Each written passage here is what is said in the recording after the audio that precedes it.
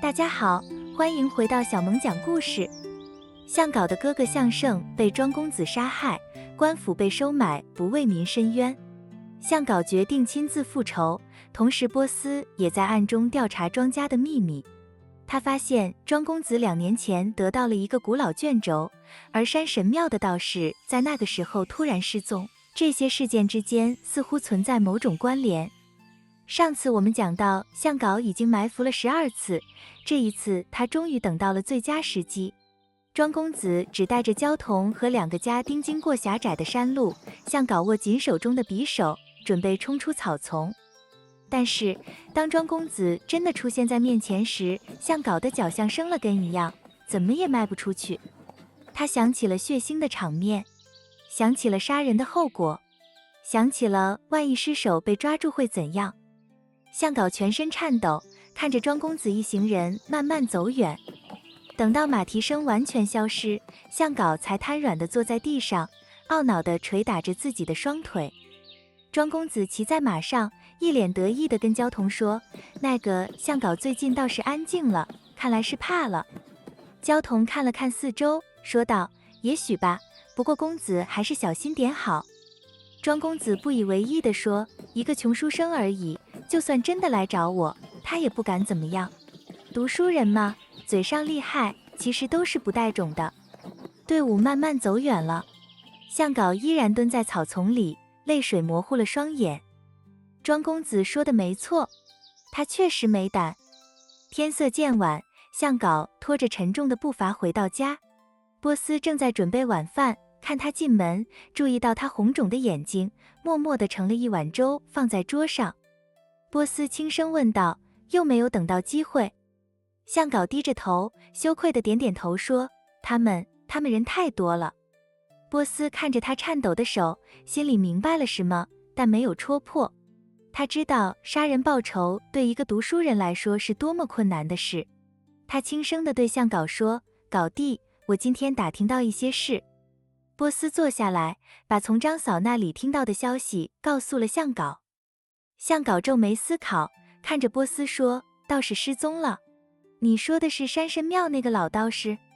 波斯问道：“你认识他吗？”向皋回答说：“见过几次。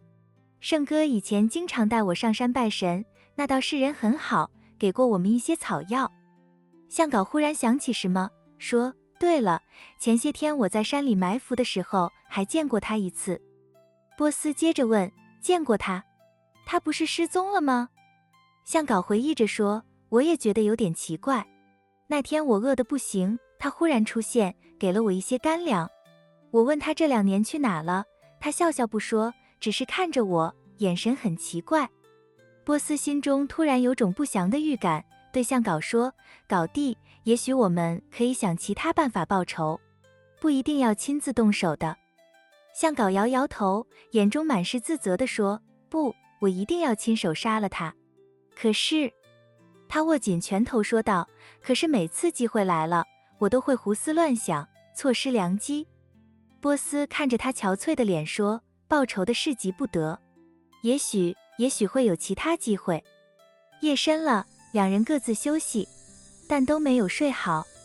波斯躺在床上，脑海中反复想着白天听到的消息，神秘的卷轴，失踪的道士，还有庄公子越来越奇怪的行为，这些事情之间一定有古怪。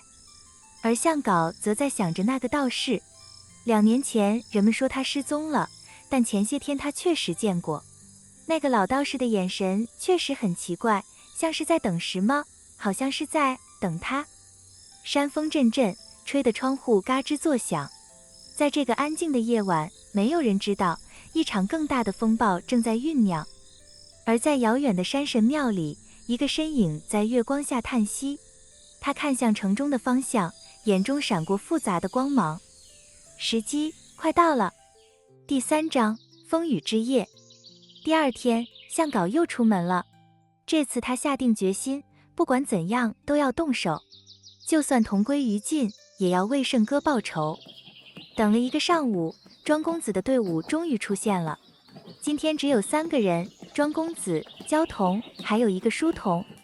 但就在这时，天空忽然阴沉下来，乌云密布，狂风大作，豆大的雨点开始往下扫，很快就变成了暴雨，雨水打在脸上像小石子一样疼。向导咬咬牙，正要冲出去，但脚下一滑，摔倒在泥泞中。等他爬起来的时候，庄公子已经走远了。向导绝望地叫道：“不！”但声音很快被雨声掩盖。雨越下越大，向导全身都湿透了。山风刺骨，他冷得直发抖。他想回家，但已经没有力气了。雨水顺着他的脸颊流下，分不清是雨水还是眼泪。向导跪在泥泞中，边哭边说：“圣哥，对不起，我真的没用，连报仇都做不到。”雨越下越大，还夹杂着冰雹。向导的身体越来越冷，意识也开始模糊。忽然看到前方有一点微弱的灯光，是山神庙。向导用尽最后的力气，跌跌撞撞地朝着灯光走去。推开庙门，里面竟然坐着一个人，正是那个道士。道士温和地说道：“施主，我们又见面了。”他脸上没有丝毫意外的表情，仿佛早就在等着向导的到来。向导浑身湿透，冷得说不出话来，只是看着道士。道士起身，拿出一件灰色的布袍，对着向导说：“施主衣服湿了，先换上这件吧。”向导颤抖着接过布袍，说道：“多谢道长。”道士点点头，没有多说什么。他看着向导憔悴的脸，若有所思地说道：“施主看起来很痛苦，可是有什么心事？”向导看着老道士，忽然有种想要倾诉的冲动。也许是因为太累了，也许是因为太绝望了，他竟然把心中的痛苦全都说了出来。向导哽咽地说：“我是个懦夫，连为哥哥报仇都不敢。”道士沉默了许久，眼中闪过一丝深邃的光芒，沉声说：“有仇不能报，有恨无处伸。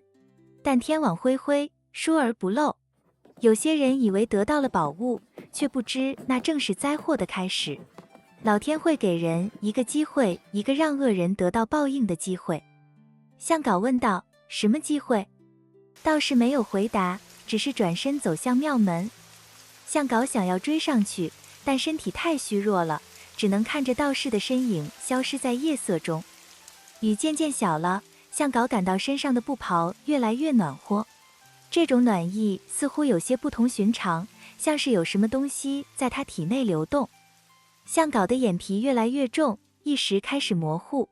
他想要站起来，但身体却不听使唤，慢慢倒在了庙里的地上。在失去意识的最后一刻，他似乎听到了一声低沉的咆哮，但不知道是从哪里传来的。当向导再次醒来时，世界变了。他发现自己趴在山神庙外的草丛中，但视角变得很低，而且他看到了自己的手。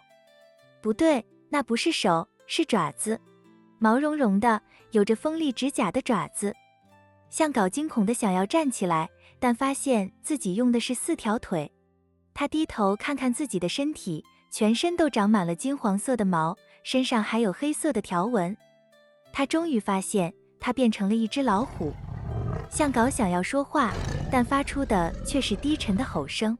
他慌乱地四处张望，然后看到了更令他震惊的景象。在远远的草丛中躺着一具尸体，一个穿着湿透衣服的男子。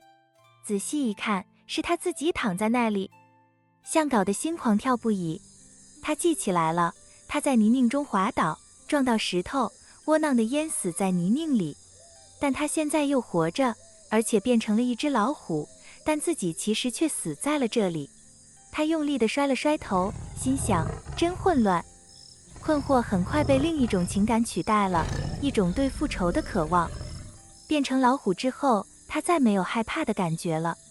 那种面对杀戮时的恐惧完全消失了，取而代之的是一种原始的、野性的力量。他要亲手撕碎那个害死圣哥的恶人。第4章：复仇之夜。向导用他的虎爪轻抚着自己的尸体，他已经顾不得去想为什么会变成这样。现在的他只有一个念头，就是找到庄公子。向导沿着山路狂奔，黑夜路边的景象在他的虎眼中看得清清楚楚。每一片树叶的摇摆，每一只小虫的爬行，都逃不过他的视线。他知道庄公子经常走的路线，也知道这个时候庄公子可能在哪里。果然，在通往城中的路上，向导远远的就听到了马蹄声和说话声。趁现在雨停了，赶快回家。话说，那个向导最近倒是安静了，看来是真的怕了。另一个声音说：“公子还是小心点好。”月光下，他清楚地看到了那张令他恨之入骨的脸。向导从山路直冲而出，如闪电般扑向庄公子。从懦弱书生到复仇猛虎，向导终于找到了为兄报仇的力量。向导能真的杀死庄公子吗？倒是神秘的布袍还有什么其他的作用呢？今天的故事先讲到这里，期待在向导下回与你再相见。